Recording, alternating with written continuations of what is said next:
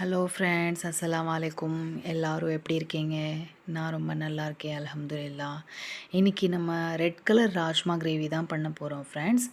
இதுக்கு நான் 250 grams red colour rajma எடுத்திருக்கேன்.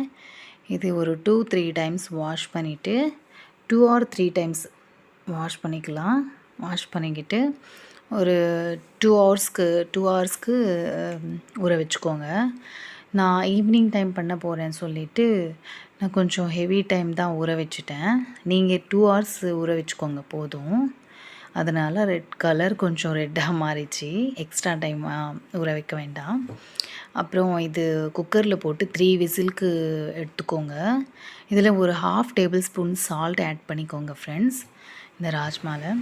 அப்புறம் தேவையான திங்ஸ் பார்த்துக்கோங்க. 2 வெங்காயம், 3 தக்காளி, 2 பச்சை மிளகா, கொஞ்சம் கொத்தமல்லி, ஒரு ரெட் சில்லி, கொஞ்சம் 10 முந்திரி பருப்பு எடுத்திருக்கேன், அதுவும் நான் காமிக்கிறேன். ஒரு பேன் எடுத்து வச்சுக்கோங்க. 4 டேபிள் ஸ்பூன் ஆயில் போட்டுக்கோங்க. இப்போ கட் பண்ண வெங்காயம் நான் கொஞ்சம் பெருசாக கட் பண்ணியிருக்கேன், அப்புறம் கொஞ்சம் சின்னதாக கட் பண்ணியிருக்கேன். பெருசாக கட் பண்ணது நம்ம மசாலா அரைக்கிறதுக்கு. இதில் முந்திரியும் அந்த பெரிய சைஸில் கட் பண்ண வெங்காயம் யூஸ் பண்ணிக்கிறேன் இதில். ஏன்னா நம்ம கிரைண்ட் பண்ண போகிறோம் இந்த மசாலா. இது ஒரு ஹீட் கொடுத்தா போதும், ரொம்ப கலர் சேஞ்ச் ஆக வேண்டாம், ஜஸ்ட்டு ஒரு ஹீட் கொடுத்தா போதும். அப்புறம் ஒரு ரெட் சில்லி யூஸ் பண்ணிக்கிறேன். அப்புறம் தக்காளி கொஞ்சம் யூஸ் பண்ணிக்கிறேன். ஏன்னா 3 தக்காளி கட் பண்ணேன், அதில் பாதி கிரைண்ட் பண்ணுறேன், பாதி அப்புறமா கிரேவிக்கு யூஸ் பண்ணிக்கிறேன்.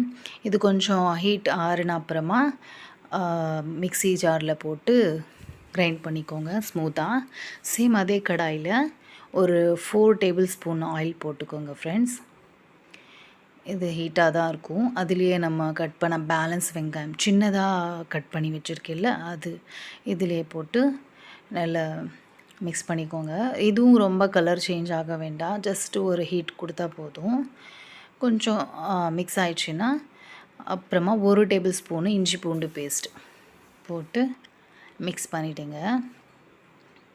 இது கொஞ்சம் அந்த வாசனை பச்சை வாசனை போனால் அப்புறமா இந்த 2 க்ரீன் சில்லியும் பேலன்ஸ் தக்காளி, நான் 3 தக்காளி எடுத்திருக்கேன், அதில் பேலன்ஸ் இது மிக்ஸி ஜாரில் கொஞ்சம் போட்டோம், இது பேலன்ஸ் இருக்கிறது இதில் கிரேவியில் யூஸ் பண்ணிக்கிறேன். இது கொஞ்சம் ஸ்மூத்தாக ஸ்மாஷ் ஆகணும், ஏன்னா அப்படியே இருந்தால் தனியாக தெரியும் தக்காளி. அதனால் நல்லா கொஞ்சம் ஸ்மாஷ் ஆகிற வரைக்கும் மிக்ஸ் பண்ணிக்கோங்க. அப்புறமா நம்ம மசாலா ஆட் பண்ணிக்கலாம். ஒரு 1/4 டேபிள் ஸ்பூனு மஞ்சள்தூள் யூஸ் பண்ணிக்கோங்க.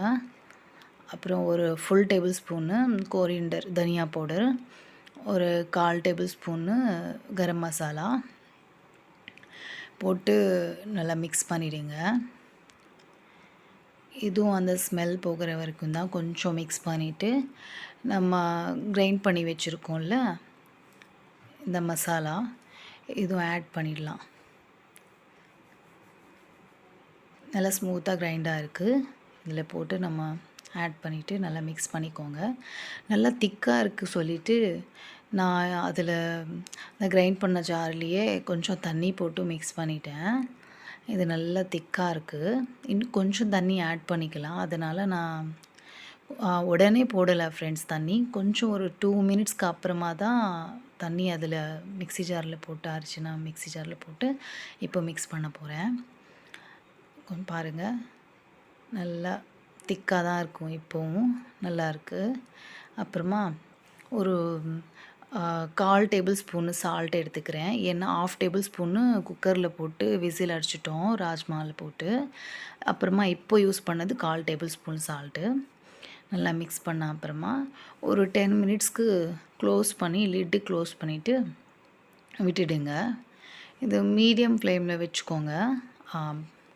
இப்போ ஒரு 10 மினிட்ஸ்க்கு அப்புறமா செக் பண்ணிவிட்டு பாருங்கள், நல்லா அந்த ஸ்மெல்லெல்லாம் போயிருக்கு, இந்த பச்சை வாசனை எல்லாம் போயிருக்கு. இப்போது அந்த ராஜ்மா எடுத்து நம்ம இதில் மிக்ஸ் பண்ணிக்கலாம்.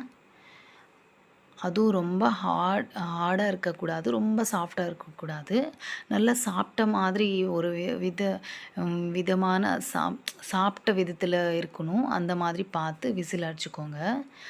அப்புறமா நல்லா மிக்ஸ் பண்ணிவிட்ட அப்புறமா கொஞ்சம் கொத்தமல்லி போட்டு ஒரு 5 மினிட்ஸ்க்கு லிட் போட்டு விட்டுடுங்க. மீடியம் ஃப்ளேமில் தான்.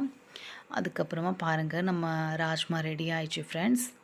இது சப்பாத்திலையும் யூஸ் பண்ணிக்கலாம், சாப்பாடுக்கும் யூஸ் பண்ணிக்கலாம். சூப்பராக இருக்கும் ஃப்ரெண்ட்ஸ். சர்வ் பண்ணிக்கோங்க.